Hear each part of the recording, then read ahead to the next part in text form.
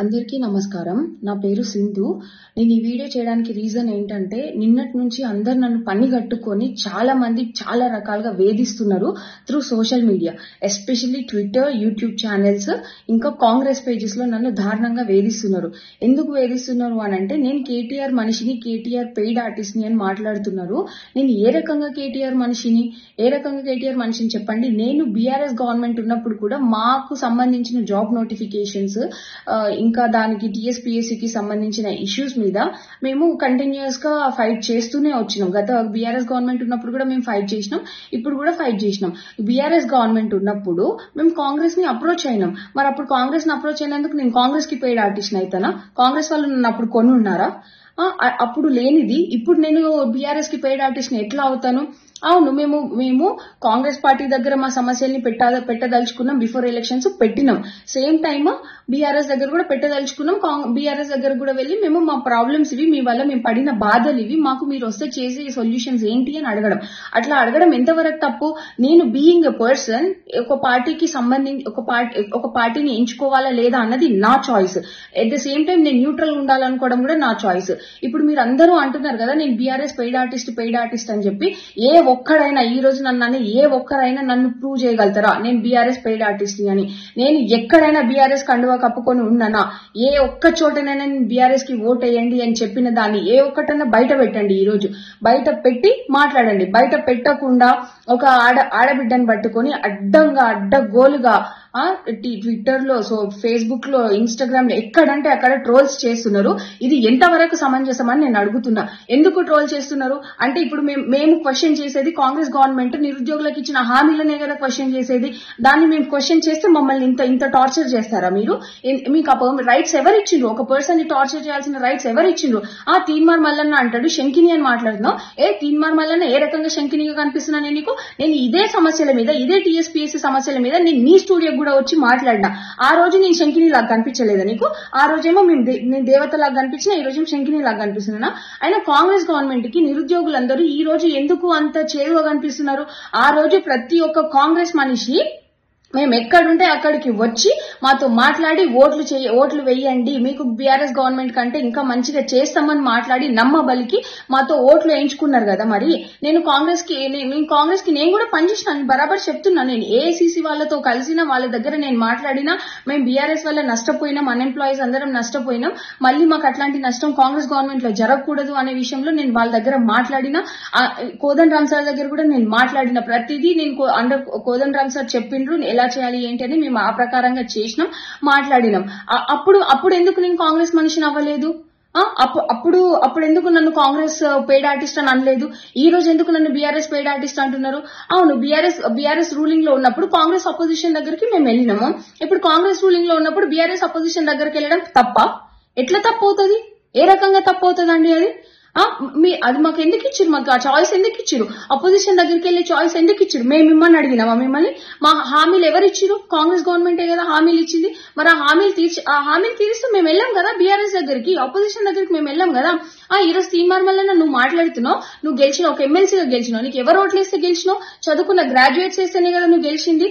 అట్లాంటిది నువ్వు ఈ రోజు ఒక గ్రాడ్యుయేట్ ని పట్టుకొని శంకిని అని మాట్లాడడం ఎంతవరకు కరెక్ట్? నువ్వు ఏ రకంగా అంటున్నావు? నన్ను ప్రూవ్ చేయి, దమ్ముంటే నువ్వు ప్రూవ్ చేయి. పవర్ నీ దగ్గర ఉంది, కాంగ్రెస్ గవర్నమెంట్ రూలింగ్ లో ఉంది, పవర్ ఉంది, ప్రూవ్ చేయండి. నేను ఏ బీఆర్ఎస్ నాయకుడి దగ్గర పైసలు తీసుకున్నా అనేది మీరు ప్రూవ్ చేయండి. బరాబర్ నేను దేనికైనా సిద్ధంగా ఉంటా. ఈ రోజు ఏమి తెలియకుండా ఇష్టంగా ఒక ఆడబిడ్డని పట్టుకొని ట్రోల్ చేస్తే ఇంకోసారి కాంగ్రెస్ గవర్నమెంట్ ని క్వశ్చన్ చేయదని మీరు అనుకుంటున్నారా?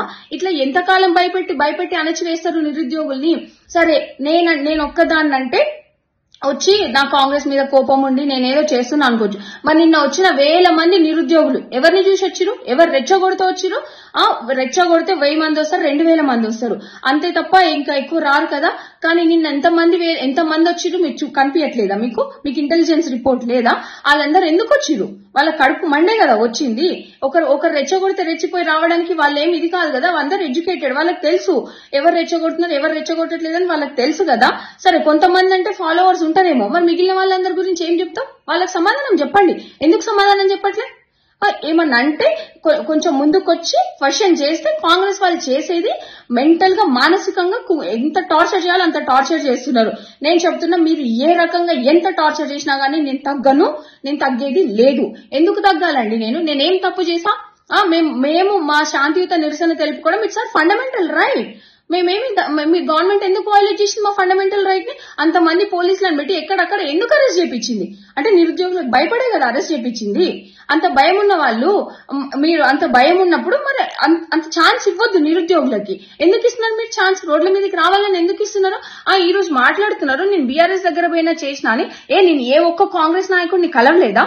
చూడలేదా? నేను ఏ ఒక్క కాంగ్రెస్ నాయకుడు నేను చూపియాలా ఏ కాంగ్రెస్ నాయకులు నేను కలిసినానో? అంతేందుకు ఈ రోజు రియాజ్ అనేటోడు మాట్లాడతాడు, స్టేటస్లు పెడతాడు నా గురించి. ఆ రియాజ్ అనే వ్యక్తి దగ్గర ఎన్నిసార్లు నాకు ఫోన్ చేసి నేను రమ్మంటే ఆయన ఇన్స్టిట్యూట్ దగ్గరికి వెళ్ళినా, ఇది ఎట్లా చేద్దామమ్మా, నెక్స్ట్ అట్లా చేద్దామమ్మా, మీరు కాంగ్రెస్ కి ఓట్లు వేయండి అమ్మా అని ఎన్నిసార్లు ఫోన్ చేసి పిలిపించిండు రియాజ్. అదెవరు మాట్లాడరా? ఇప్పుడు అదేం అవసరం లేదా మీకు? అంటే ఇప్పుడు మీకు అగెయిన్స్ట్ గా పోతున్నామన్న ఉద్దేశంతో మా మీద ఏదో బురద జల్లితే, బట్టగాల్చి మీదేస్తే మేము కామ్గుంటామని మీరు అనుకుంటున్నారా? ఎంతవరకు కరెక్ట్? అదే మేము కూడా బట్టగాల్చి మీదే అనుకుంటే చాలా మంది మీద వేస్తామండి. మేము అట్లా పోవాలని అనుకోవట్లేదు. కేవలం మాకు గ్రూప్ 2 మా డిమాండ్స్, మా గ్రూప్ 2 and 3 పోస్టులు పెంచాలి, ఎగ్జామ్ డిసెంబర్ లో పెట్టాలనేది ఒకటి, ఇంకా గ్రూప్ 1 1:100 చేయాలనే దాని మీద చాలా మంది స్టూడెంట్స్ ఫైట్ చేస్తున్నారు. మీరు ఆ ఇష్యూని పట్టించుకోకుండా ఈమె బీఆర్ఎస్ పెయిడ్ ఆర్టిస్ట్, ఈయన బీఆర్ఎస్ పెయిడ్ ఆర్టిస్ట్ అని మా మీద బట్టగాల్చి మా మీద వేస్తే ఉన్న ఇష్యూ సాల్వ్ అవుతుందా? మీకు అంత చేతనైన వాళ్ళు అయితే ఉన్న ఇష్యూని సాల్వ్ చేయండి. అన్ఎంప్లాయ్స్ లో ఉన్న అన్రెస్ట్ ని తొలగించండి. మీకు అది చేత కాదు, కానీ ముందుండి మాట్లాడేటోళ్ళ మీద బురద చల్లడం మాత్రం చేతనైతుంది. తీన్మార్మల్లను శంకిని అని మాట్లాడుతున్నావు. ఏ రకంగా నేను శంకిని చెప్పు? నేను శంకిని అయితే నువ్వేంది? మరి నేను శంకిని అయితే నువ్వేంది? నువ్వు చేసేది ఏంది?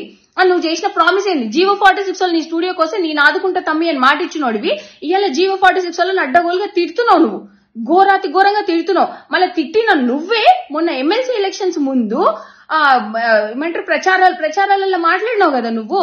మీకు గ్రూప్ 1 గ్రూప్ 2 3 పోస్టులు పెంచిపిస్తా, 1:100 చేపిస్తా, జీవో 46 ఇష్యూ టేకప్ చేస్తా, న్యాయం జరిగేలా చూస్తా అన్నావు కదా.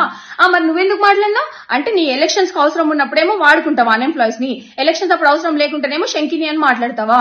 ఇవన్నీ అసలు ఎందుకు ఇట్లా చేస్తున్నారు?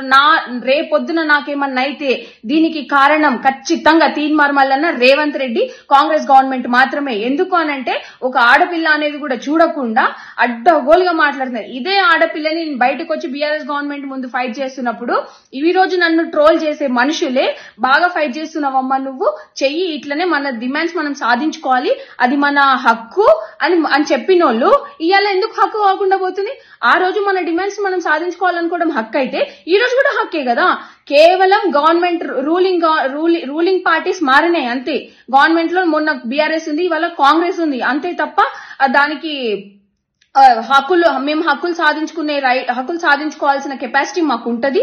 డెఫినెట్ గా మేము హక్కులు సాధించుకుంటాం. పార్టీ మారినంత మాత్రం రూల్స్ మారుతాయా? గవర్నెన్స్ రూల్స్ మారుతాయా? మారవు కదా. మీరు మరి అంత ఉన్నోళ్ళు మీరు ఎందుకు చర్చలకు రావట్లేదు నిరుద్యోగులతోటి?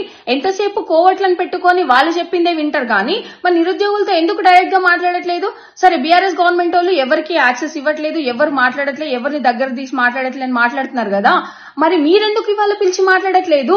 మీరెందుకు అన్ఎంప్లాయీస్ ని పిలిచి మాట్లాడట్లేదు? మాతో ఎందుకు చర్చలు జరపట్లేదు?